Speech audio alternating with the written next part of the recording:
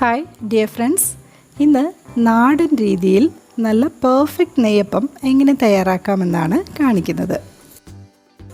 അപ്പോൾ പെർഫെക്റ്റ് എന്ന് പറയുമ്പോൾ കണ്ടില്ലേ, ഈ ഒരു ഷേപ്പും അതുപോലെ കളറും കണ്ടോ, സൈഡൊക്കെ നല്ലൊരു ക്രിസ്പി ആയിട്ടുണ്ട്. അതേസമയം ഉൾവശമാണെങ്കിൽ നല്ല സോഫ്റ്റുമാണ്. അപ്പോൾ ഈ ഒരു രീതിയിൽ നല്ല ഒരു നെയ്യപ്പം എങ്ങനെയാണ് തയ്യാറാക്കുന്നത് എന്ന് നമുക്ക് നോക്കാം. ഞാൻ റോഷ്നിയാണ് and you are watching Tinkles. ഇതുവരെയും സബ്സ്ക്രൈബ് ചെയ്യാത്ത ഫ്രണ്ട്സ് ഒന്ന് സബ്സ്ക്രൈബ് ചെയ്യണേ. അതുപോലെ തന്നെ വീഡിയോ ഇഷ്ടമായാൽ ലൈക്ക് ചെയ്യാൻ മറക്കരുതേ. അപ്പോൾ നെയ്യപ്പം തയ്യാറാക്കാനായിട്ട് ആദ്യം നമുക്ക് പച്ചരി ഒന്ന് കുതിർത്ത് വയ്ക്കാം. ഞാനിവിടെ 1/2 കിലോ പച്ചരിയാണ് എടുത്തിട്ടുള്ളത്. അപ്പോൾ പച്ചരി നമുക്ക് 3-4 പ്രാവശ്യമെങ്കിലും നന്നായിട്ട് വാഷ് ചെയ്തിട്ട് ഇതുപോലെ വെള്ളമൊഴിച്ച് ഒന്ന് കുതിർക്കാനായിട്ട് മാറ്റി വയ്ക്കാം. കുറഞ്ഞത് ഒരു 6 മണിക്കൂറെങ്കിലും ഇതൊന്ന് കുതിർത്ത് വയ്ക്കണം. ഞാനിപ്പോൾ രാത്രിയിലാണ് ഇത് കുതിരാനായിട്ട് വെക്കുന്നത്. അപ്പോൾ നമുക്ക് രാവിലെ അരച്ചെടുക്കാം, എന്നിട്ട് വൈകുന്നേരമാകുമ്പോഴേക്കും നമുക്ക് നെയ്യപ്പം തയ്യാറാക്കാം. അടുത്ത ദിവസം രാവിലെ ആയപ്പോൾ അരി നന്നായിട്ട് കുതിർന്ന് കിട്ടിയിട്ടുണ്ട്. അപ്പം വെള്ളമൊന്ന് തോർന്ന് കിട്ടാനായിട്ട് ഇതുപോലൊരു സ്ട്രെയിനറിൽ നമുക്ക് എടുത്ത് വയ്ക്കാം. നമ്മൾ ശർക്കരപ്പാനി ഒഴിച്ചാണ് മിക്സിയിൽ ഈ അരി അരച്ച് എടുക്കുന്നത്. അപ്പോൾ ഇതിനാവശ്യമായ ശർക്കര നമുക്കൊന്ന് ഉരുക്കിയെടുക്കാം. ഞാനിവിടെ 350 ഗ്രാം ശർക്കരയാണ് എടുത്തിട്ടുള്ളത്. നമ്മൾ 1/2 കിലോ പച്ചരിയാണ് എടുത്തിട്ടുള്ളത്. അപ്പോൾ അതിന് 350 ഗ്രാം ആണ് ഒരു കറക്റ്റ് പാകത്തിനുള്ള മധുരം കിട്ടുക. അപ്പോൾ ശർക്കര ചെറിയ പീസാക്കിയിട്ടുണ്ട്. ഇനി ഇതിലേക്ക് ഒരു 3/4 കപ്പ് വെള്ളം കൂടെ ഒഴിച്ചിട്ട് നമുക്കിതൊന്ന് മെൽറ്റ് ചെയ്തെടുക്കാം.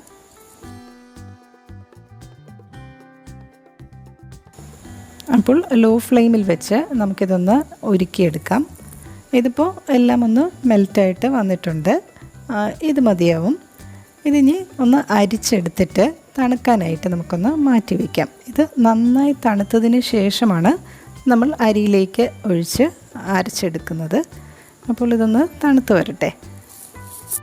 അപ്പോൾ നെയ്യപ്പത്തിൻ്റെ കൂട്ടിലേക്ക് നമ്മൾ തേങ്ങ ഇതുപോലെ ചെറിയ പീസാക്കിയിട്ട് നെയ്യിലൊന്ന് ഫ്രൈ ചെയ്ത് ചേർക്കുന്നുണ്ട്. അപ്പോൾ ഞാനിവിടെ ഒരു പകുതി തേങ്ങയാണ് ഇതിനായിട്ട് എടുത്തിട്ടുള്ളത്. ഇതുപോലെ നല്ല ഉണങ്ങിയ തേങ്ങയാണ് ഞാനിതിലേക്ക് ചേർക്കുന്നത്. ചിലപ്പോൾ നമുക്കിതുപോലെ ഉണങ്ങിയ തേങ്ങ കിട്ടാറുണ്ടല്ലോ, അത് എടുത്ത് വെച്ചിരുന്നാൽ ഇതുപോലെ നെയ്യപ്പം ഉണ്ടാക്കുമ്പോഴും അതുപോലെ പായസത്തിലും ഒക്കെ നമുക്ക് വറുത്ത് ചേർക്കാൻ കുറച്ചുകൂടെ എളുപ്പമായിരിക്കും ഉണങ്ങിയ തേങ്ങയാകുമ്പോൾ. അതില്ലാന്നുണ്ടെങ്കിൽ സാധാരണ തേങ്ങയായാലും മതി. ഇതുപോലെ ഒന്ന് ചെറിയ പീസാക്കിയിട്ട് നമുക്ക് നെയ്യിലൊന്ന് ഫ്രൈ ചെയ്തെടുക്കാം. ഇനി പാൻ ഒന്ന് ചൂടാകുമ്പോൾ നമുക്കതിലേക്ക് 1 ടേബിൾ സ്പൂൺ നെയ്യ് ഒഴിച്ചു കൊടുക്കാം. എന്നിട്ട് നമ്മൾ കട്ട് ചെയ്ത് വെച്ചിട്ടുള്ള തേങ്ങ ഇതിലേക്ക് ചേർത്ത് കൊടുക്കാം. ഇത് ഉണങ്ങിയ തേങ്ങ ആയതുകൊണ്ട് തന്നെ പെട്ടെന്ന് തന്നെ ഇത് മൂത്ത് കിട്ടും. കളറൊക്കെ ഒന്ന് ചേഞ്ച് ചെയ്ത് തുടങ്ങുമ്പോൾ നമുക്ക് ഫ്ലെയിം ഓഫ് ചെയ്യാം. ഇനി നമുക്കിതിലേക്ക് ആവശ്യമായ മറ്റ് ഇൻഗ്രീഡിയൻസ് എന്തൊക്കെയാണെന്ന് നോക്കാം. 2 ടേബിൾ സ്പൂൺ എള്ളെടുത്തിട്ടുണ്ട്. പിന്നെ 1/4 ടീസ്പൂൺ ജീരകം, 1/4 ടീസ്പൂൺ ഉപ്പ്, പിന്നെ ഒരു 7-8 ഏലക്ക കൂടെ എടുത്തിട്ടുണ്ട്. നമ്മളിതിലേക്ക് ഗോതമ്പ് മാവ് കൂടെ ചേർക്കുന്നുണ്ട്. അതിനായിട്ട് ഞാനൊരു 6 ടേബിൾ സ്പൂൺ ഗോതമ്പ് മാവ് എടുത്ത് വെച്ചിട്ടുണ്ട്. അപ്പോൾ ഏലക്ക നമുക്ക് അരിയിൽ കൂടെ ഇട്ട് അരച്ചെടുക്കേണ്ടതാണ്. നമുക്കിതിൻ്റെ തൊലിയൊക്കെ ഒന്ന് മാറ്റിയിട്ട് കുരു മാത്രം ഒന്ന് എടുക്കാം. നമ്മുടെ പച്ചരി നന്നായിട്ട് തോർന്ന് കിട്ടിയിട്ടുണ്ട്. നമുക്കിത് ഒരു 2-3 പ്രാവശ്യമായിട്ട് അരച്ചെടുക്കാം. ആദ്യം കുറച്ച് അരി നമുക്ക് ജാറിലേക്ക് ഇട്ട് കൊടുക്കാം. ഇനി ഇതിലേക്ക് നമ്മൾ നേരത്തെ മെൽറ്റ് ചെയ്ത് വെച്ചിട്ടുള്ള ശർക്കര പാനി ഒന്ന് അരിച്ചെടുത്തിട്ടുണ്ട്. ഇതിപ്പോൾ നന്നായിട്ട് തണുത്തിട്ടുണ്ട്. കുറച്ച് ശർക്കര പാനി ഒഴിച്ചിട്ട് നമുക്കിതൊന്ന് അരച്ചെടുക്കാം. അപ്പോൾ ബാക്കിയിരിക്കുന്ന അരിയും നമ്മളിതുപോലെ ശർക്കര പാനി ഒഴിച്ചാണ് അരച്ചെടുക്കുന്നത്. ഒട്ടും തന്നെ വെള്ളമൊന്നും ചേർക്കുന്നില്ല. ഇത് നമുക്കൊന്ന് അരച്ചെടുക്കാം.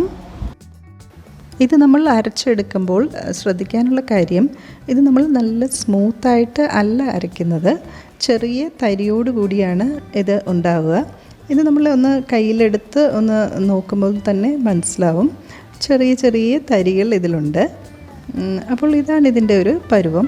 അതേസമയം വലിയ തരി ആകാനും പാടില്ല, എങ്കിൽ നമ്മുടെ നെയ്യപ്പം ഒത്തിരി ഹാർഡായിപ്പോവും.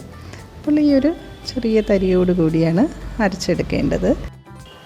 നമുക്കിത് വേറൊരു പാത്രത്തിലേക്ക് മാറ്റിയിട്ട് ബാക്കിയുള്ളത് കൂടെ ഇതുപോലെ അരച്ചെടുക്കാം. കുറച്ചുകൂടെ അരി എടുത്തിട്ടുണ്ട്. ഇനി ശർക്കര പാനി ഒഴിച്ചു കൊടുക്കാം. നമ്മൾ ഏലക്ക തൊലിയെല്ലാം മാറ്റി വെച്ചിട്ടുണ്ടായിരുന്നല്ലോ, അതുകൂടെ ഇതിനോടൊപ്പം ഇട്ട് ഒന്ന് അരച്ചെടുക്കാം.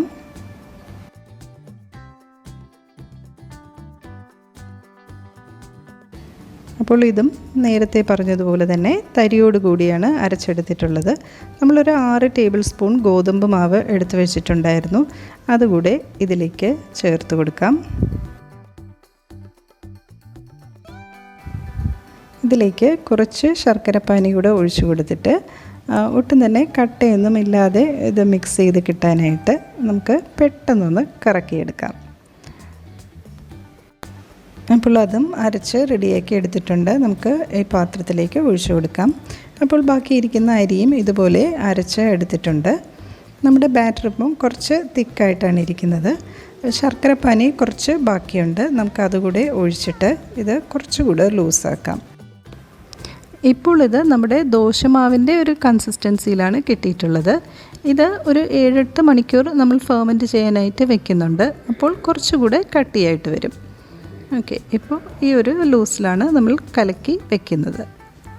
നമ്മൾ നേരത്തെ എടുത്തു വെച്ചിട്ടുള്ള കറുത്ത എള്ള്, പിന്നെ ജീരകം, ഉപ്പ്, ഇതാണ് ചേർക്കുന്നത്.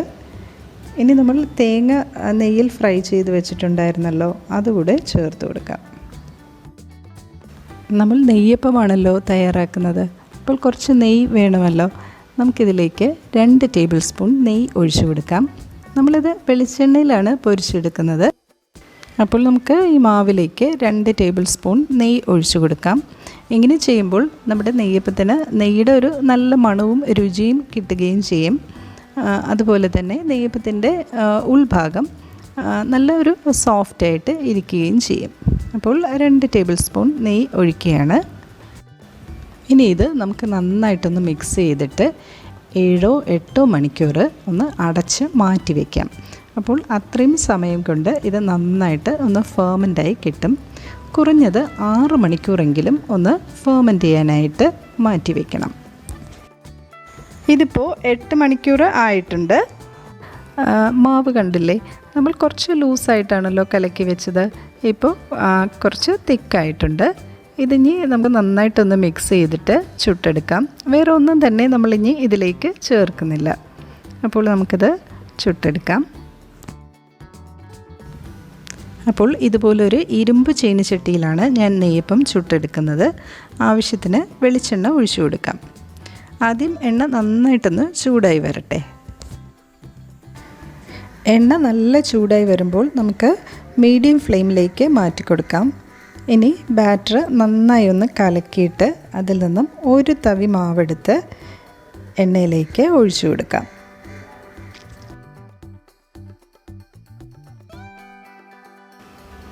നമ്മളിതിലേക്ക് കുറച്ച് അധികം എണ്ണയാണ് ഒഴിച്ചു കൊടുക്കേണ്ടത്.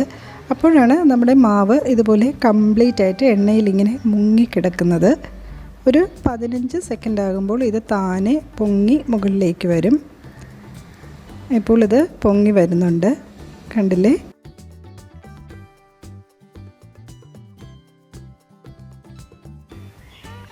നമ്മളിത് ഉടനെ തന്നെ തിരിച്ചിടുന്നില്ല. കുറച്ച് നേരം ഇങ്ങനെ തന്നെ കിടന്നൊന്ന് ഫ്രൈ ആവട്ടെ. സൈഡൊക്കെ ഇതുപോലെ എണ്ണയിലേക്കൊന്ന് താഴ്ത്തി കൊടുക്കാം. അപ്പോൾ ഇതിൻ്റെ ഉൾഭാഗവും നന്നായിട്ട് വെന്ത് വരും. ഓക്കെ, ഇനി നമുക്ക് പതിയെ ഒന്ന് തിരിച്ചിടാം.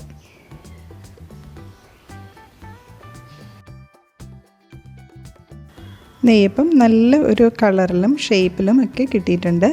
അപ്പോൾ നെയ്യപ്പം ഉണ്ടാക്കാൻ വലിയ ബുദ്ധിമുട്ടൊന്നുമില്ല എന്ന് മനസ്സിലായല്ലോ. നമ്മൾ അരി കുതിർക്കാൻ എടുക്കുന്ന സമയവും അതുപോലെ ഫെർമെൻ്റ് ചെയ്യാൻ വെക്കുന്ന സമയവുമാണ് കുറച്ച് ഒരു ടൈം എടുക്കുന്നത്. അത് കഴിഞ്ഞാൽ പെട്ടെന്ന് തന്നെ നമുക്കിത് ചുട്ടെടുക്കാം. കുട്ടികൾക്കൊക്കെ വളരെ ഇഷ്ടമുള്ള ഒരു പലഹാരം കൂടിയാണ് നെയ്യപ്പം. അപ്പോൾ എല്ലാവരും ഒന്ന് ട്രൈ ചെയ്യണേ. ഓക്കെ, ഇപ്പോൾ രണ്ട് സൈഡും നല്ലതായിട്ട് മൊരിഞ്ഞ് വന്നിട്ടുണ്ട്. ഇനി നമുക്കിത് എണ്ണയിൽ നിന്ന് മാറ്റാം.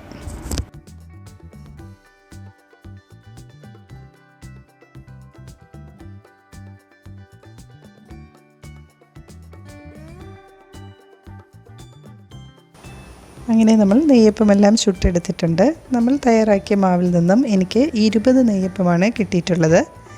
അപ്പോൾ എല്ലാവരും ഇതൊന്ന് ട്രൈ ചെയ്ത് നോക്കണേ. വീഡിയോ ഇഷ്ടമായെങ്കിൽ please like and share. Tinkles ഇതുവരെയും സബ്സ്ക്രൈബ് ചെയ്യാത്ത ഫ്രണ്ട്സ് ഒന്ന് സബ്സ്ക്രൈബ് ചെയ്യണേ. വീണ്ടും മറ്റൊരു വീഡിയോയുമായി കാണാം. നന്ദി, നമസ്കാരം.